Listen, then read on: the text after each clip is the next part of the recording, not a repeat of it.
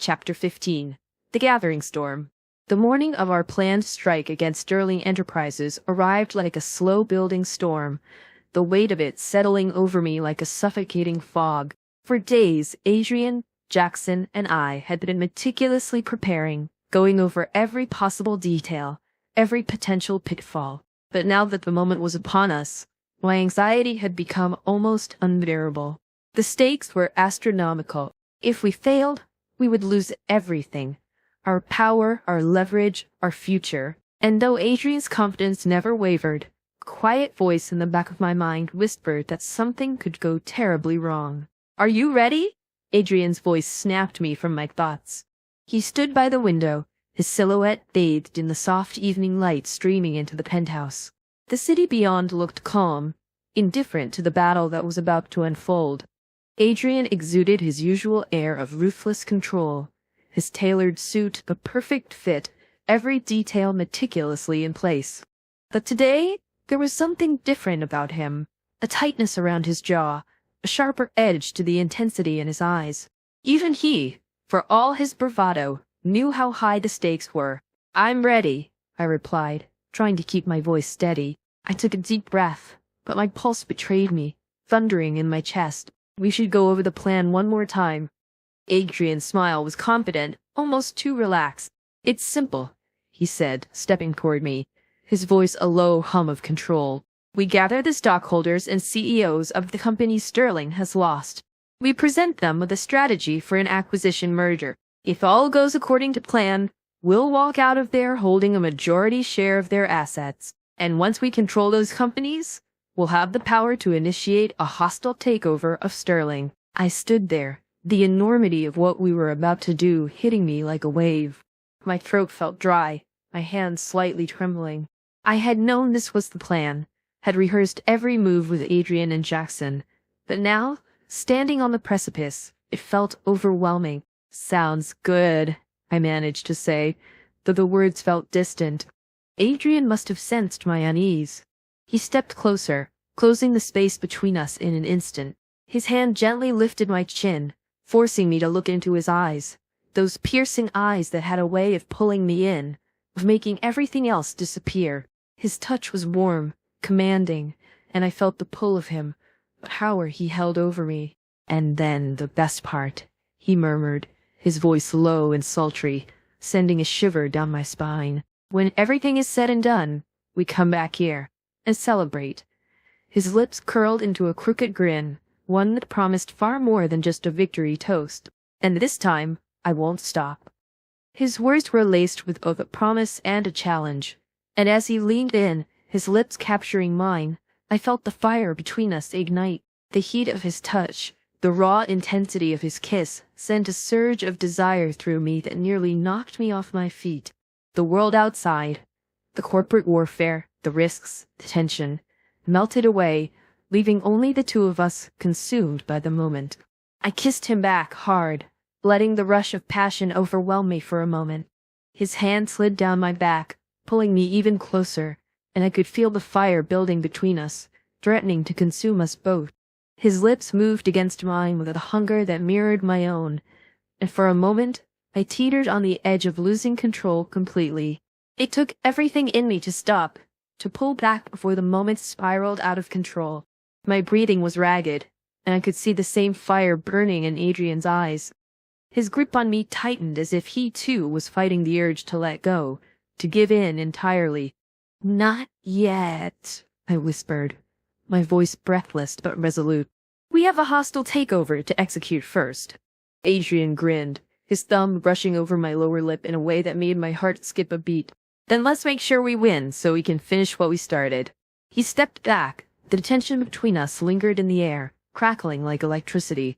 I felt the loss of his warmth the second he moved away, but I knew I had to stay focused. The fire could wait, for now. With one last smoldering look, Adrian turned and led the way to the door, his confidence infectious, his steps purposeful. I followed, my heart still racing, my body still buzzing with the remnants of our kiss. The storm wasn't just coming, it was already here, and I was ready to face it. When we arrived at Rockford Industrial, the atmosphere was electric. I could feel the pulse of anxiety and tension as we walked through the sleek, modern lobby. Jackson was already in position, ready to set our plan into motion. "Are you ready?" he asked, his demeanor calm, but I could see the excitement in his eyes. "Let's do it," Adrian replied, determination etched across his features. As we made our way to the conference room, I couldn't shake the feeling that something was off. The air felt thick with anticipation, and I could almost hear the clock ticking down to our moment of truth. Once inside the conference room, we were greeted by a group of Rockford's top executives, their expressions skeptical but curious. I could feel their eyes scrutinizing us as we settled into our seats, the tension palpable. "Let's get started," one of the executives said, his tone sharp. "We have a lot to discuss." Adrian and I exchanged a quick glance, and I felt a rush of adrenaline. We were ready for this. We had a plan, and we were determined to see it through. As Adrian began presenting our proposal, I felt my confidence growing.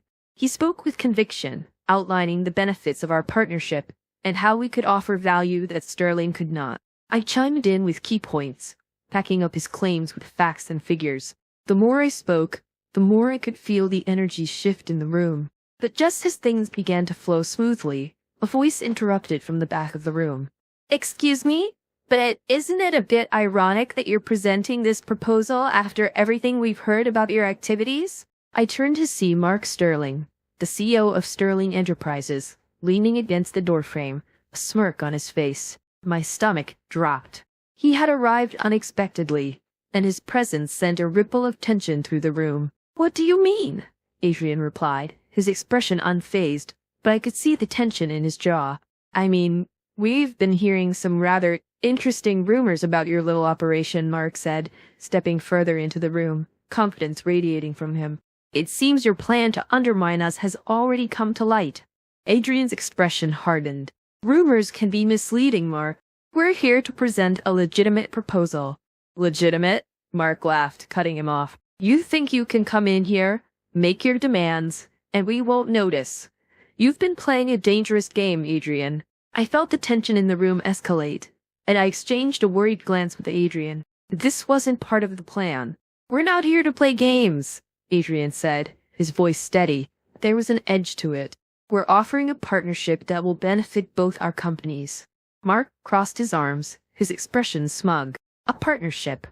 We're a hostile takeover disguised as a proposal.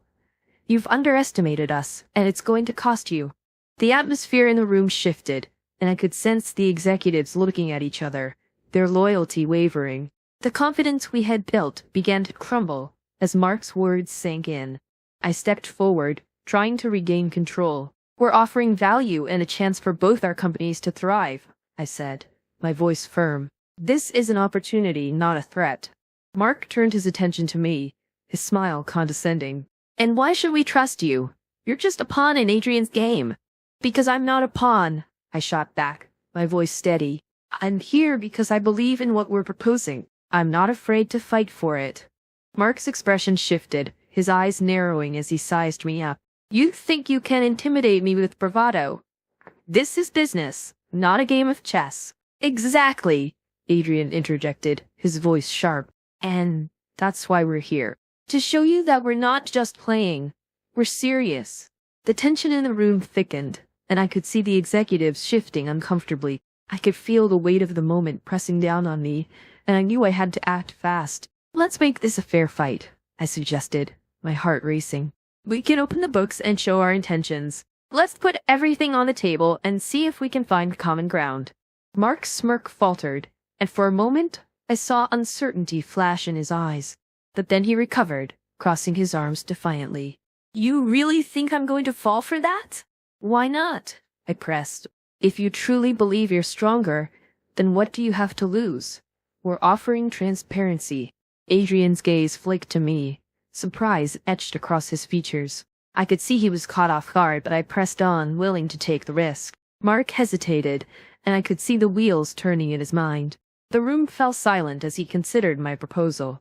Then, everything began to shift, crumble beneath our fingers. At the door, a tall man dressed in a suit stood there, leaning up against the doorway. "Sorry to interrupt." As the voice filled the air, you could hear a pin drop. It was Carter Hamilton,